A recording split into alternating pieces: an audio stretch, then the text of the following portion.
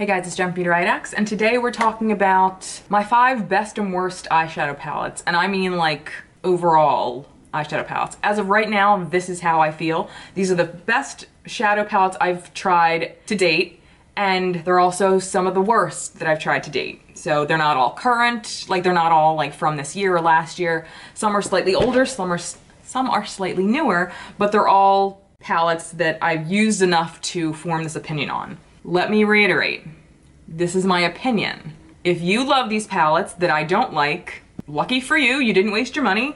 If you hate these palettes that I love, then, you know, that's unfortunate. I hope you were able to return it. I don't have an issue with any of these brands. It's literally just these products that I just thought were awesome or sucked. The first one is the Wet n Wild Glamour Squad. I'm sorry, My Glamour Squad. It's one of their newer palettes. This palette is just out of this world. Now, I'm usually pretty quick to say that I don't love the formula of their metallic shades, but they must have redid something because these are actually some of their better ones. But this palette is superb. The mattes are amazing. The metallics are also very pretty. It's a great palette. And I mean, these are $5. How do you even go wrong? All right, the next is the LORAC Pro Mega 3 palette. I think this is an amazing palette, and I never hear anybody talk about this. Now, obviously this is a few years old, but you can make so many looks out of this. Now, mind you, they're going to be mostly warm looks, but they do have a scattering of cool neutral tones in here. I mean, really, the formula is gorgeous. This is just an amazing palette. I'd say I highly recommend it, but I don't think this is available anymore. All right, the next is the Morphe 35R palette, and it's a brown and gold palette. I saw Jaclyn Hill talk about this the first time. The first time I heard about it was from Jaclyn Hill, and I was just enthralled. Again, this is an older palette. It's not got the newer packaging or anything, but it also has the older formula, which is a good formula. It's not like scattery like the ones today are. This is a beautiful palette. I'm pretty sure it's still available too, so I highly recommend picking it up. The next is the Lime Crime Venus XL palette. Oh my God. This is just an orgasm for your eyes. If you like warms, reds, pinks, you should be drooling over this. I don't think I've ever done an eye look with this palette that I didn't love. Louie singing in her crib. I mean, it's the pinks and reds are just so creamy and pigmented, and oddly enough, they feel kind of weird to the touch. Like some of the deeper shades have a bit of like a gritty feeling to them, which at first kind of turned me off, but it literally makes no difference in how it's applied. Like it still applies seamlessly, beautifully, it blends out amazing. So if you get it and you feel like, why does this feel weird? Ignore it, because it just feels weird to your fingers. It applies beautifully. I know people hate when I talk about this because this is so ungodly expensive. I mean, but I couldn't be more happy with this palette. It's an all matte. It has warms, neutrals, cools. It has the whole spectrum of colors.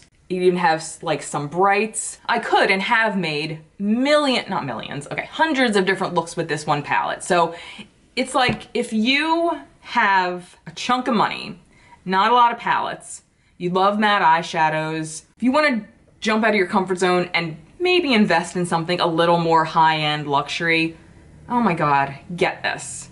And listen, not even this, okay? Get one of their smaller ones for like half the price. They're beautiful.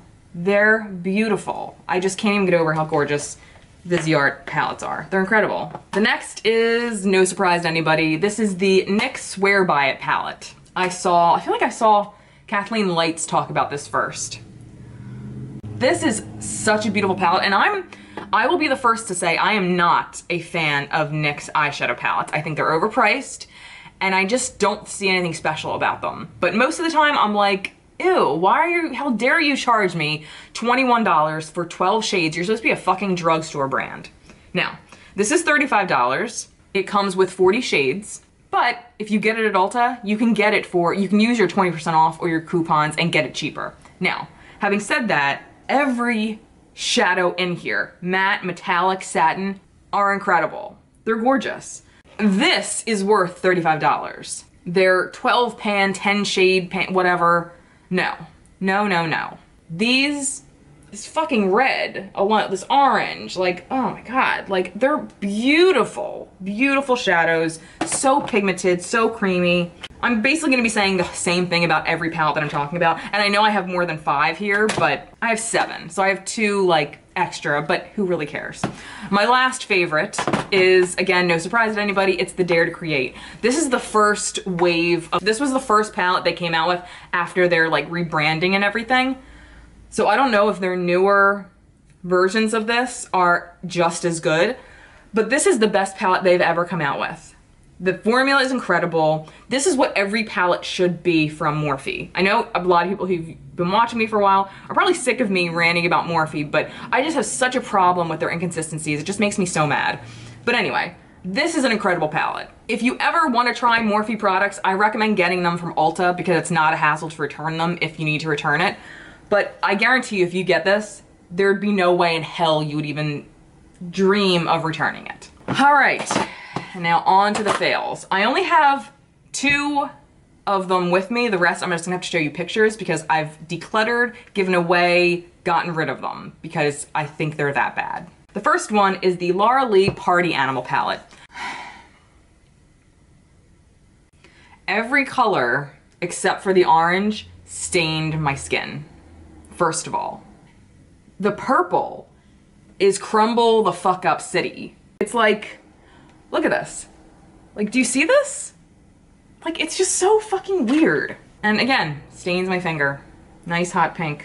And my hand, yeah, it was on for a second. Dranks is probably the only color I would try to depot out of this palette. Actually, that's probably what I'm going to do. I'm going to depot the orange one because I have a sick obsession with orange shadows. And I'm going to trash this because that's what it is, it's trash. And I mean, I just don't understand what you could possibly do with this palette. I just don't get it. I mean, I know it's like a add-on kind of palette, like it's not a standalone palette, but it's kind of a pain in the ass palette. I just don't get it. All right, the next, I'm so sad to say, is from Urban Decay. This is the Full Spectrum Palette. Oh, look how pretty this is. I mean, it really is gorgeous. The only shadow I've been ever able to use successfully is this yellow, and even that was like a struggle. It's all so like, what's the word I'm looking for? It's all just so sheer. Like, I don't understand. I don't get it. Like, oh my gosh, this color I wanted to love. It's like an olive antique gold. It's horrible. It's like, it's horrible. It's a horrible palette. I hate to say it. It just really is. Who doesn't look at this palette and think, oh my God, I'm going to love it? Because you think you're going to love it. No, no. The next I have to refer to my phone because, again, they are not with me. I've sent them away. So the next one we have is the Too Faced Natural Love palette. I've got 2 of these in the past. I bought one for myself and I gave one away. Unfortunately, the giveaway one I gave away before I used the one I bought for myself. Oh my God. This palette, in a picture, it looks beautiful. Like a really pretty neutral palette.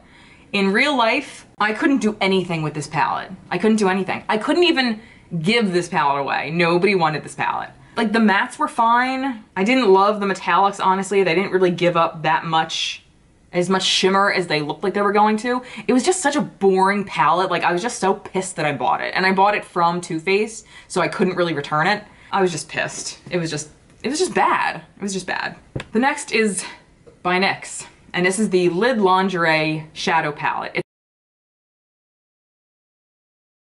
They're all neutral except for one, which is this weird, like, purple lavender shade. First off, I didn't know what the fuck to do with that. And the other shades had virtually no pigment. Like, none. I was so excited because I was like, this is a perfect palette to, like, travel with. I always say, like, oh, you can travel with this. I don't fucking leave my house. Who am I talking to about traveling, first of all? It's a $10 palette for 6 shades. They're okay size, to be fair. But it doesn't matter if they're shit. And you know what? I was very confused when I felt it because it felt creamy and smooth and like it was gonna be crazy good. It isn't crazy good. It's crazy bad. The next, oh God, I'm sorry, it's NYX again. It's your In Your Element eyeshadow palette in Air. It's like that all pastel. I'm pretty sure they're all matte except maybe like 2. Unless you put these on top of a glitter glue or something, which, why would you put matte on top of glitter? I mean, you can, but I mean, I don't do that. There was, again, no pigment. I thought it was gonna be like Kat Von D's like Pastel Goth, which I didn't have, but I kind of wanted, but I didn't want to spend the money on it. No, this like literally did nothing. And the last one is actually by Sonia Kashuk, and this is the Jewel of an Eye